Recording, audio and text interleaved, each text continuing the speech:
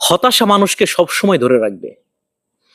এই হতাশা নিয়ে যদি মানুষ একটা সময় সাধারণভাবে বাঁচতে পারে, তাহলে একটা সময় হতাশাও কেটে যাবে। তবে নিরাশ হওয়া যাবে না। সৃষ্টিকর্তা আমাদেরকে অনেক ভালোবাসে। আমাদেরকে যতটুকু দিয়েছে তাই নিয়ে আমাদের সন্তুষ্ট হওয়া উচিত এবং সন্তুষ্ট থাকতে হবে। আমরা যদি সন্তুষ্ট থাকতে পারি, তাহলে অবশ্যই সৃষ্টিকর্তা আমাদেরকে ভালো কিছু দান করবেন।